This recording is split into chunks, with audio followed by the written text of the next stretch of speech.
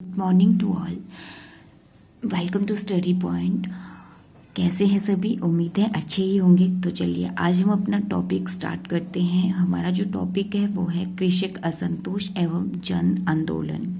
ठीक है, ये सारे के सारे हमारी स्वतंत्रता के पहले, आज़ादी के पहले के आंदोलन है। इन सभी मूवमेंट को हम आज देखेंगे एक एक करके, और काफ़ी इम्पोर्टेंट ये रहते हैं, इसलिए ध्यान से देखना। अगर आपने मेरी पहले की क्लासेस नहीं देखी हैं तो मैं आपसे रिक्वेस्ट करती हूँ कि प्लीज़ उनको पहले विजिट कीजिए, उसके बाद ही आपको सीक्वेंस में ये चीज़ें समझ में आएंगी। देखिए, हिमाचल का जो ये हिस्ट्री है, इतिहास है, ये थोड़ा टफ रहता है, थोड़ा बोरिंग भी रहता है लोगों के लिए पढ़ने के लिए, बट क्या करें, पेपर में यहाँ से एग्ज़ाम में भर भर के क्वेश्चन पूछे जाते हैं, इसलिए थोड़ा ध्यान लगा के और एक स्टोरी की तरह इसको वन बाय वन समझिए, कॉन्सेप्ट को क्लियर कीजिए, वो भी बिल्कुल सीक्वेंस में। बीच बीच से पढ़ोगे तो फिर बोरिंग लगेगा। अगर आप वन बाय वन हर एक टॉपिक को कवर करते जाओगे तो चीज़ें सही और बिल्कुल अच्छे से इजी वे में आपको समझ आएंगी, राइट। तो चलिए आज हम देखते हैं कृषि आंदोलन, जो है कृषक के, जो किसानों के आंदोलन है, वो हम देखते हैं। सबसे पहले हम बात करेंगे बुशहर का जो आंदोलन हुआ था, बुशहर में डूम आंदोलन। ये जो बुशहर का डूम आंदोलन था, ये हुआ था 1859 में। सबसे पहले मैं आपको बता दूं कि वहाँ का जो शासक था बुशहर का, वो शमशेर सिंह था, और इसका जो बुशहर रियासत में ये जो डूम आंदोलन है, इसका जो केंद्र बिंदु रहा था वो था डोडू। सबसे पहले फर्स्ट ऑफ ऑल आपको ये चीज़ पता होनी चाहिए कि डूम आंदोलन आखिर था क्या, इसमें क्या था, कैसे करके इन्होंने ये मूवमेंट किया था। एक तरह से ये भी नॉन कोऑपरेटिव मूवमेंट था, नॉन कोऑपरेशन मूवमेंट था, मीन्स असहयोग आंदोलन था, ये किसानों का ही था। तो देखिए मैं आपको बताती हूँ, जो डूम आंदोलन था उसमें क्या था कि जब भी कोई राजा ऐसा काम करता था या कोई फिर वो टैक्स वगैरह ऐसा लगाता था जिसको लोग बिल्कुल ही सही या अन्यायपूर्ण समझते थे, तो अपना रोष व विरोध प्रदर्शित करने के लिए वो लोग क्या करते थे, गांव को छोड़कर पास के जंगल में चले जाते थे रहने के लिए, अपने घरों को वो छोड़ देते थे। ठीक है, तो इसी को डूम आंदोलन कहा जाता है। और ये जो आंदोलन होता था इनका बिल्कुल शांति से होता था, तभी तो इसको असहयोग आंदोलन कहा जाता है। मार काट ये नहीं करते थे। आज के समय में क्या होता है, जब हमने किसी चीज़ का, गवर्नमेंट की किसी पॉलिसी को अगर हमने डिनाई करना हो या फिर उसका विरोध करना हो, तो हम लोग भी सड़कों में उतर जाते हैं और अपना धरना प्रदर्शन करते हैं, राइट। तो उस टाइम इनका जो तरीका था ये था कि ये घरों को छोड़ के जंगल में रहते थे। और देखिए इनमें दिमाग बहुत था, इनको पता था कि अगर राजा किससे है, प्रजा से है। अगर प्रजा ही काम नहीं करेगी, प्रजा अगर अंदर किसानी नहीं करेगी, किसान किसानी नहीं करेगा, या बाकी लोग अन्य जो उनके वर्क रहते होंगे वो नहीं करेंगे, तो राजा की क्या वैल्यू या उसकी औकात क्या रह जाएगी। राजा इन्हीं के दम पे है। अब जब किसानों ने अपना काम करना ही छोड़ दिया था, अपने घरों में रहना भी छोड़ दिया था, जंगल में जाके रहने लगते थे, तो राजाओं को विवश होकर जो है उनकी बातें माननी पड़ती थी, क्योंकि सारे कामकाज क्या हो जाते थे, ठप हो जाते थे। काफ़ी दिमाग वाली ये चीज़ें इन लोगों ने तोड़ निकाला था। ठीक है, तो ये था हमारा डूम आंदोलन। अब हम देखते हैं इसके कुछ रीजंस रहे हैं कि क्यों ये किस कारण ये हुआ था। ऐसे तो वो अपने घरों को छोड़ के जंगल में रहने का उनको कोई शौक तो नहीं है। तो देखिए इसके जो रीजंस रहे हैं वो है वस्तु व उपज कर की जगह नकदी कर।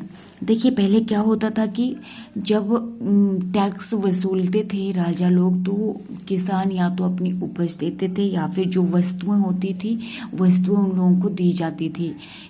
वो 1/4 पार्ट हो, चाहे 1/3 या 1/7, जो भी हो, राजा जितना कर लगाता था। ठीक है, बट अब राजा ने क्या कर लिया था, शमशेर सिंह राजा ने, उसने वस्तु व उपज की जगह अब नकद मतलब मनी लेना स्टार्ट कर लिए थे।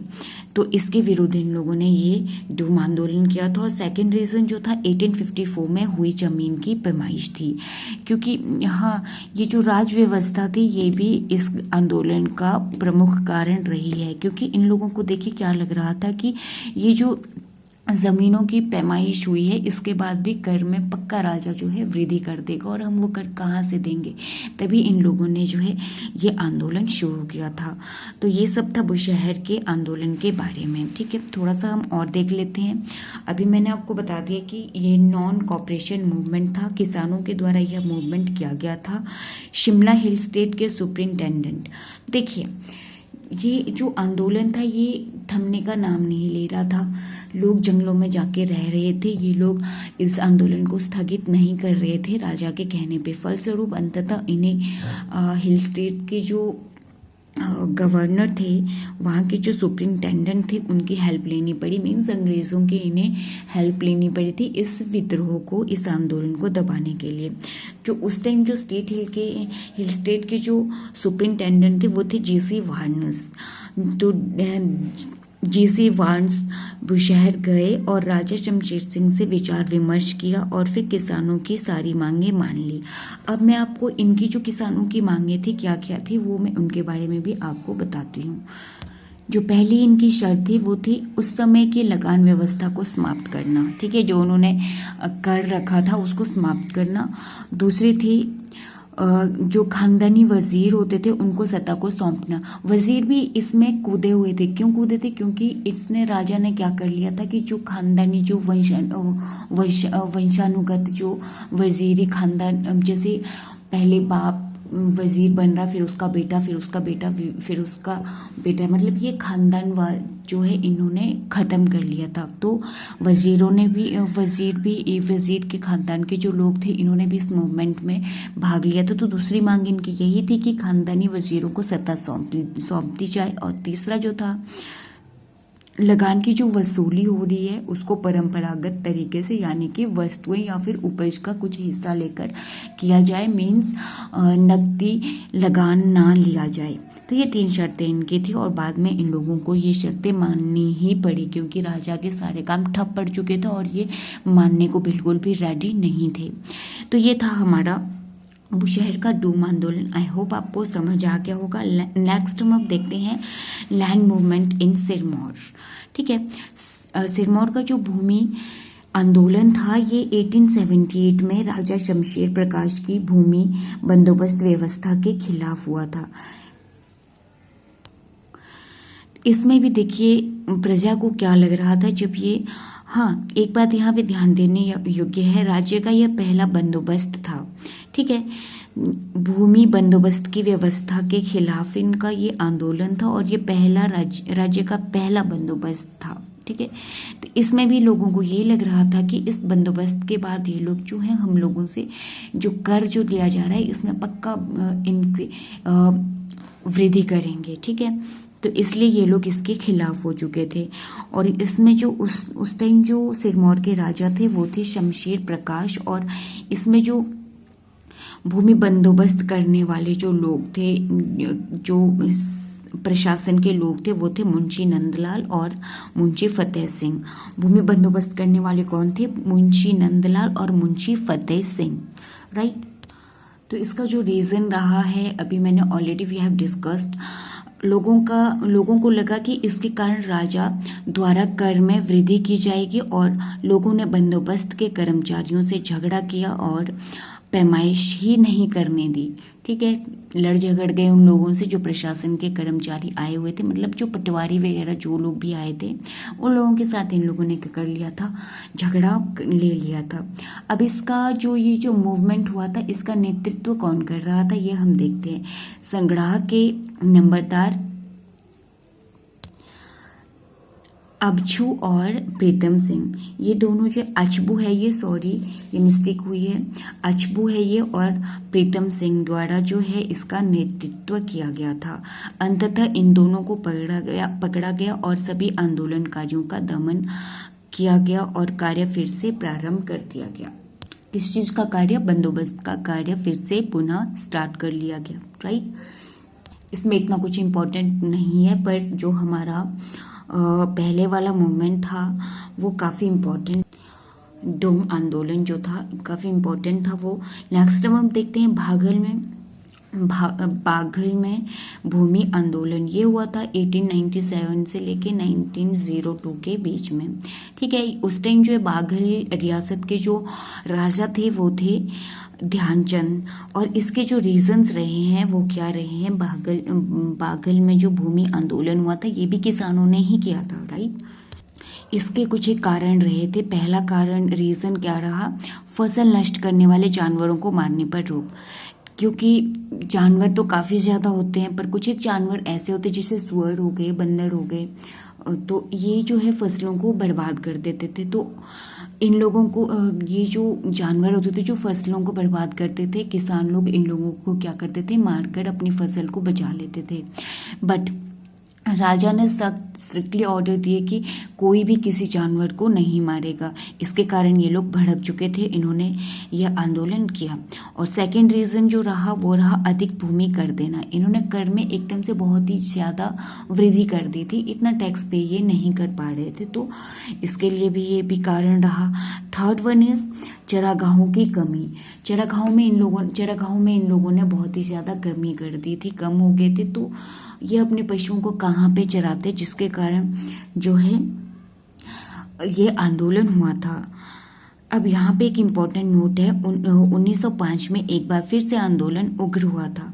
ठीक है, उसके बाद जो है ये आंदोलन अंग्रेज़ों की हेल्प से, सेना की हेल्प से इन लोगों ने दबा दिया था, बट 1905 में ये फिर से क्या हो गया था, फिर से शुरू हो गया था, राइट। नेक्स्ट अब हम देखते हैं डोडरा कवाड़ में विद्रोह, ये हुआ था 1906 में। ठीक है, देखिए ये जो डोडरा कवाड़ का विद्रोह हुआ था ये क्यों हुआ था, पहले हम इसके बारे में देखते हैं, इसकी हिस्ट्री क्या है। ये जो विद्रोह हुआ था 1906 में हुआ था। डोडरा कवाड़ जो जगह थी, इस एरिया को, इस क्षेत्र को जो है वहाँ का जो राजा था उसने इसका प्रशासन अपने वजीर को दिया था, उसका नाम था रण बहादुर। ठीक है, अब उस रण बहादुर के पास जब प्रशासन था तो उसके मन में भी थोड़ा लालच उठ गया, किस चीज़ का, गद्दी का। वो भी चाहता था कि मेरा अलग सी एक रियासत बन जाए और मैं यहाँ पे रूल करूँ। वो खुद को राजा से स्वतंत्र करवाना चाहता था। अब उसका प्रशासन अच्छा था, इसलिए जो वहाँ की जो जनता थी, वहाँ पे जो पीपल थे, वो भी उनके साथ उसके समर्थन में आ गए। हालांकि वो वजीर था, उसका राजा बनने का कोई राइट नहीं था, बट अच्छे प्रशासन के कारण लोग उसके साथ जुड़ गए थे। इसी कारण ये विद्रोह हुआ था। राजा की ओर से इस क्षेत्र का प्रशासन वजीर रण बहादुर सिंह को दिया गया था। इसने इस क्षेत्र को स्वतंत्र करवाना चाहा। यह एक राष्ट्रवादी नेता था। ये कैसा नेता था? राष्ट्रवादी नेता था, इसलिए स्थानीय लोगों ने इसका समर्थन किया। लास्ट में राजा ने अंग्रेजों की हेल्प ली और अंततः इसे अंग्रेजों के आदेश से शिमला में बंदी बना लिया गया बेचारे को। ठीक है, अंग्रेजों ने सबके साथ जो है यही नीति अपनाई थी, किसी को बंदी बना रहे थे, किसी को फांसी दे रहे थे, बस ये चीज़ें इनकी चलती रही थी। तो खैर चलिए नेक्स्ट हम देखते हैं कुनिहार में किसान आंदोलन। ये हुआ था 1920 में, राइट। इसका जो नेतृत्व किया था, इसके जो लीडर थे वो थे गौरीशंकर और बाबू कांशी राम। कुनिहार के राणा हरदेव के विरुद्ध, क्योंकि इनका प्रशासन सही नहीं था। ये जो आंदोलन हुआ था कुनिहार के जो राणा थे हरदेव, इनके विरुद्ध हुआ था, क्योंकि इनकी जो प्रशासनिक नीतियां थी वो अच्छी नहीं थी। ये बहुत ही ज़्यादा जनता का शोषण करते थे और एक हिसाब से इसको अत्याचारी राणा भी कहा जा सकता है। फिर से अगेन सरकार ने अंग्रेजों की हेल्प से इसे दबा दिया। मीन्स इस कुनिहार का जो राणा हरदेव था, इसने इसको अंग्रेजों की हेल्प लेकर इसको फिर से दबा दिया था। इसी के साथ हम एक और यहाँ पे आंदोलन देखते हैं, बेगार के विरुद्ध आंदोलन 1920 में हुआ था। सबसे पहले मैं आपको बता दूं कि बेगार क्या होती है। बेगार का मतलब क्या होता है? बेगार मीन्स एक ऐसी प्रथा है, मतलब कि किसी भी कोई भी आदमी उसको बिना मजदूरी के, बिना उसको सैलरी दिए उससे काम करवाना। ठीक है, तो उस समय जो बेगार की जो प्रथा थी, ये इसमें जो है जो गरीब वर्ग था उनका बहुत ही ज़्यादा शोषण जो है हो रहा था बाय रूलर्स। ठीक है, तो रूलर्स क्या करते थे कि प्रत्येक परिवार में से, हर एक फैमिली में से किसी एक पर्सन को आके 6 महीने के लिए, साल के 6 महीने इनकी नौकरी करनी पड़ती थी, वो भी विदाउट एनी अपनी सैलरी, कोई मजदूरी उन्हें नहीं मिलती थी, इवन उनको भोजन तक भी नहीं दिया जाता था, उनसे ये बगाड़ कराई जाती थी। तो सोचिए उनका कितना शोषण हो रहा होता था। एक परिवार में अगर एक मर्द कमाने वाला है, उसको वहाँ 6 महीने रहना पड़ रहा था, तो उसका परिवार पीछे भूखा मर जाएगा, वो क्या करेगा। बहुत इम्पॉसिबल है ये चीज़ें। खुद सोच लो, 6 महीने हम लोग क्या भूखे रह सकते हैं बिना किसी आय के। अगर इनकम का कोई सोर्स ही नहीं होगा तो हम लोग खाने के बारे में कैसे कल्पना कर सकते हैं कि हम लोग कुछ खाएंगे। ठीक है, तो इसके प्रति भी, इसके खिलाफ जो है ये बेकार के विरुद्ध जो ये आंदोलन हुआ था 1920 में, ये जो आंदोलन करने वाले थे बाबू कांशीराम थे जो कि कुनिहार से थे, सत्यानंद स्टोक्स जो कि कोटगढ़ के थे। इन दोनों ने जो 1921 में बेकार प्रथा के विरुद्ध आंदोलन किया। यहाँ पे एक इम्पॉर्टेंट नोट है, सत्यानंद स्टोक्स ने हिमाचल प्रदेश में यह आंदोलन महात्मा गांधी से प्रेरित होकर किया था। ठीक है, क्योंकि महात्मा गांधी भी बेकार प्रथा के बिल्कुल एंटी थे और उन्हीं से प्रेरित होकर इन्होंने ये विद्रोह किया था। सत्यानंद स्टोक्स भी काफ़ी अच्छी पर्सनैलिटी है, इनके बारे में मैं उम्मीद करती हूँ कि आपको पता होगा कि इनके हिमाचल के लिए क्या क्या कार्य रहे हैं, कौन सी चीज़ इन्होंने क्या किया था। तो ये अलग टॉपिक है, नेक्स्ट हम देखेंगे ठियोग आंदोलन। देखिए, ये जो जितने भी आंदोलन हो रहे हैं, कुनिहार का आंदोलन देख लो, ठियोग का आंदोलन देख लो, या फिर आगे आएगा हमारा चंबा का आंदोलन जो था, मूवमेंट था, ये सारे के सारे कहीं ना कहीं कर की वृद्धि की वजह से या फिर ये जो बेकार प्रथा थी इसके विरुद्ध ही ये सारे के सारे मूवमेंट हो रहे थे। तो देखिए, ये जो ठियोग आंदोलन था ये भी बेकार प्रथा के विरुद्ध था, राणा पद्मचंद के विरुद्ध जनता द्वारा ये किया गया था। ठीक है, इसमें नेतृत्व कौन कर रहा था इसका? मियाँ खड़ग सिंह द्वारा, और ये राणा पद्मचंद का भाई था। बाद में आंदोलन शिथिल पड़ गया था। 1927 में मियाँ खड़गचंद ने इसे फिर से खनेटी से शुरू किया। इस बार राणा के पुत्र व राजमाता ने ओपनली जनता का समर्थन किया, जनता का साथ दिया। अंग्रेजों द्वारा फिर से इस मूवमेंट को भी दबा दिया गया था। ठीक है, तो ये था ठियोग का आंदोलन। नाउ हम फर्दर मूव करते हैं, तो नेक्स्ट इज चंबा का किसान आंदोलन। ठीक है, ये हुआ था 1873 से 1904 के बीच में हुआ था। 1895 में ये आंदोलन बहुत एक्टिव हुआ था, उसी दौरान ये आंदोलन चलाया गया था मेनली। तो देखिए, राजा श्याम सिंह और वजीर गोविंद राम के ये विरुद्ध हुआ था। ठीक है, इसके जो रीजन रहे वो वही थे, बेगार प्रथा थी, और दूसरा क्या था, भूमि लगान से बहुत ज्यादा वृद्धि। मैं कह रही हूँ जितने भी ये किसान के जो विद्रोह हुए थे, ये कर के लिए, टैक्स में जो इंक्रीज हो रहे थे, बहुत ही ज्यादा इंक्रीमेंट उनमें लग रही थी, और जो बेगार प्रथा थी उसके एंटी ही ये चीजें हुई थी, उसके विरुद्ध ये सारे के सारे मूवमेंट हुए थे। Already we have discussed it. बेकार क्या होती है हमने पहले ही ये डिस्कस कर लिया है। बिना मजदूरी या वेतन के हर परिवार में से किसी एक मेंबर को वर्ष में 6 महीने रियासत का काम करना पड़ता था। इवन अंग्रेजों का काम भी इनसे करवाया जाता था, और भोजन तक भी इन्हें नहीं दिया जाता। तो यही थी बेगार। ठीक है, इसके जो प्रमुख नेता थे वो थे लारजा, बस्सी और बिल्लू। अंग्रेजों की हेल्प से अगेन इसको भी दबा दिया गया था। तो